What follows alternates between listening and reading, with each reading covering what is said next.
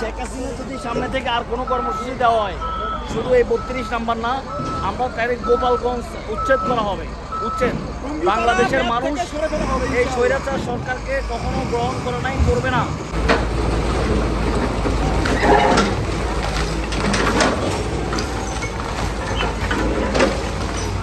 কেমন লাগার কিছু নাই, স্বৈরাচারের কোনো প্রতীক আমরা রাখবো না। এই কথা, একমাত্র কথা, আর কিছু নাই।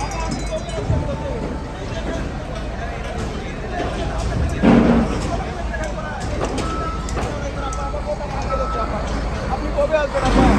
আপনি আসেন, আপনাকে দেখতে চাই জনগণ। জনগণের কাছে আমরা চাই। শেখ হাসিনা যদি সামনে থেকে আর কোনো কর্মসূচি দেওয়া হয়, শুধু এই 32 নাম্বার না, আমরা ডাইরেক্ট গোপালগঞ্জ উচ্ছেদ করা হবে। উচ্ছেদ। বাংলাদেশের মানুষ এই স্বৈরাচার সরকারকে কখনো গ্রহণ করে নাই, করবে না।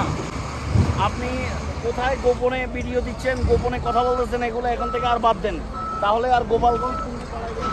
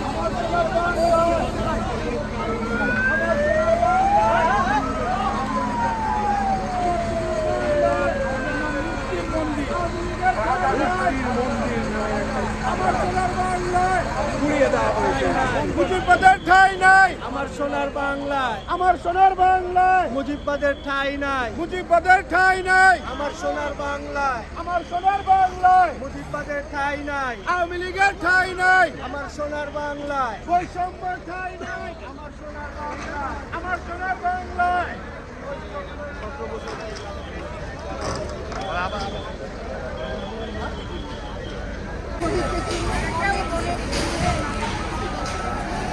যারা বেঁচে আছে তাদের কাছে একটাই অনুরোধ, ভাই, বাবা, ছেলে, সন্তান, তোমরা এই শহীদ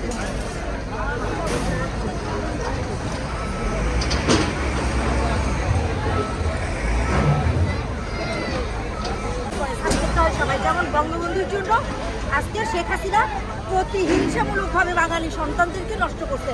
৭১-এর পরে ৭৪-এ যে ঘটনা ঘটছে তার প্রতি সেই ঘটনার যে আমরা টানছি ২৪-এ আমাদের সন্তানদের মৃত্যু দিয়ে তাজা তাজা প্রাণ বাংলাদেশের আছে যারা শিক্ষিত সন্তান তাদেরকে হত্যার মধ্যে দিয়ে এবং ঘোরভাবে আমাদেরকে তোর বাড়ি ভেঙে দিলাম। পুরাতন বাড়ি থেকে বের করে